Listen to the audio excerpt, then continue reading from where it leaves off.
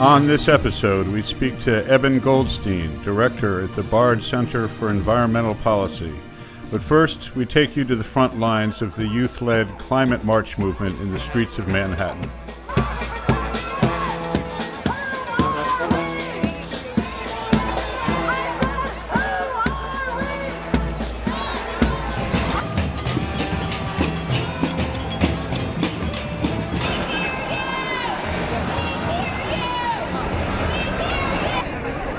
Just a short few weeks ago, New York City, as well as many other major cities around the world, held major climate change events that demanded action on implementing solutions and new governmental initiatives to save our planet. This is some of what young and older activists that we caught up with had to say. We came to the climate march because there is no more time. We believe we have to unite behind the science, and more specifically, animal agriculture is destroying the planet. And we have the power of the people to make the change and make this place a beautiful planet for future generations, as well as those living here now. We all deserve a beautiful, safe home, and we have it in the earth, but we have to change the way we're living. I'm here today because our leaders have failed to acknowledge that we need a widespread collaborative effort in order to fight climate change.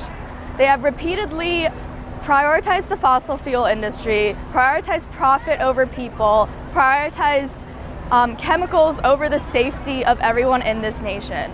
As someone who grew up in China, I knew what it was like to experience the effects of pollution. Our school had a dome built because students couldn't go outside to play. We had an AQI of over 500 for a week straight, and we couldn't even go outside or breathe the air. And that's why I'm here today, is because I don't want any child to go through what I did. While hundreds of thousands were taking on Manhattan and beyond, closer to home, we had a chance to talk with Eben Goodstein, the Director for the Center of Environmental Policy and the MBA Sustainability Program at Bard. My name is Eben Goodstein, and I am Director of the Bard MBA and Sustainability Program in the Center for Environmental Policy at Bard College. We're at this extraordinary moment where we had 4 million people around the world who were following the lead of this 16-year-old girl. I mean, just a year ago, Greta Thunberg was just decided not to go to school on Fridays, and now, a year later, 4 million people are inspired by her and are really calling, and the young people in particular are calling on the grown-ups to take action to save their futures because they're really in jeopardy. Although our current president seems to be oblivious to climate change as well as everything else, Eben shares with us some encouraging news about what's happening in New York. Well, right now, the U.S. as a whole is playing an incredibly destructive role in the climate debate. President Trump pulled us out of the Paris Accords, or put us on the process to being pulled out very soon after elected. And what's exciting, though, really, is that at the level of the states and cities, we've got a lot of pushback to that. And here in New York, we have probably some of the best climate legislation in the world coming out of Albany last year. So there is a lot that can be done within the U.S. state context, within our cities. And frankly, we can worry less than we used to have to about what the federal government was up to. So we are from Germany, and we chose to come to this beautiful city, and I'm really glad that I can see so many people engaged in the topic to tackle climate change. And Germany is doing a lot, but we are not yet doing enough, and we have to come together internationally as a community to do something about this problem, and it's urgent. And we have come to show solidarity with the US movement because this is a worldwide crisis and this is a worldwide movement. One part of the climate change issue that is perplexing to most of us is the question of how bad are the climate-related problems that we are facing. And in this next segment, Professor Goodstein sheds some light on that subject. Well, we really are at a fork, and it's an extraordinary moment in the history of the human species, really, because we can clearly see two futures. And one, frankly, is pretty grim. We're talking 8-9 degrees Fahrenheit warming within the lifetimes of these young people. That's a swing in temperatures of ice age magnitude only in the opposite direction. I mean, that's a world that we will not be able to recognize.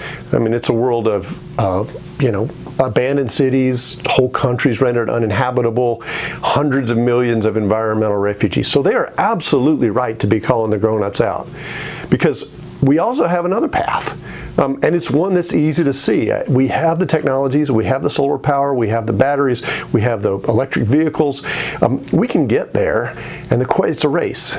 That's the thing. We're in a race to stop global warming, and that's good news. We haven't lost yet. But we really have to live our lives every moment as if we're in that race, and that's what the kids are calling us to do. I guess I'm here today because preventing climate change is really important. Our Earth is really important, and in long term, we're going to be the ones who are going to be affected by all of this, and we don't really have that much time, so we might as well start now. And it's really inspiring to see how many people actually care and want to fight for our Earth and our planet. Now that we know the scope of the problem, Eben explains to us the likely effects to society. Planetary temperatures are going up about 2 degrees Fahrenheit over the last 100 years. And a lot of people say, well, that's not very much. I mean, 2 degrees, what difference does that make? Well, if you think about how your body feels, when your body temperature goes up 2 degrees, you're pretty sick, right? And if it goes up another 2 or 3 degrees, then you die. And that's kind of what we're experiencing. I mean, natural ecosystems are reacting to this 2 degree Fahrenheit warming because, they've adapted to the climate. They behave in the same way, and many of them are starting to die. Now, here in the Hudson Valley, we're a little bit more fortunate than other places. I mean, we've got a lot of water. It's going to get hotter, but it's not going to get unbearably hot around here. Predictions are that by 2080 or so, we're going to be having the same climate as Southern Illinois. But of course, New York City going to be experiencing more massive extreme weather events, storm surges, flooding, and then other parts of the country really kind of devastating impacts. A lot of people on the move. And so I think a lot of the challenges that their kids and grandkids are going to face is what happens to all these displaced people, all these homeless people, rendered homeless as a consequence of temperatures shooting up, more extreme weather, rising sea levels, food shortages. That is the real challenge. I grew up in Orange County, New York, in between the Ramapo and Hudson Rivers. It's a very beautiful area. It's one of the last pristine areas left in our part of the state. And we're already seeing very deep impacts on our climate, on our temperatures, on our water levels, and we're very concerned. The real question for us now is, what can we do? We've really got to drive change in our cities, in our communities, and with our electric utilities, because those are the people that are going to drag their feet and are going to try and put up obstacles to this solar revolution and battery power revolution, electric vehicle revolution.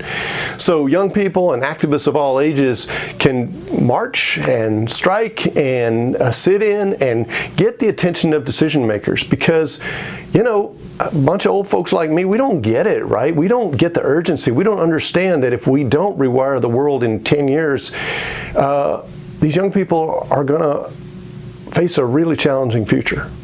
Now, they get it. That's what's exciting about this moment, and they're ready to move. In this last segment with Eben, he explains how people can find out more and get involved. The 2020 elections are going to be, as always, pivotal in how this whole thing unfolds. President Trump pulled us out of the Paris Climate Accords, one of the first acts, in a conjunction with all the fossil fuel folks that he appointed in his government.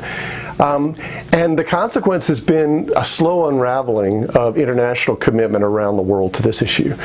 It hasn't fallen apart. It can be repaired, but what happens in 2020 is going to be really critical to that. If the U.S. rejoins Paris, then I think you're going to see sort of an amazing decade of international cooperation around driving climate solutions. If the U.S. fails to rejoin Paris after 2020, then I think you're going to see a slow disintegration of that international commitment. And without that, again, we're on the road to high-end warming and truly catastrophic outcomes. To learn more about the Bard Center for Environmental Policy and our work, you can check us out at bard.edu/CEP.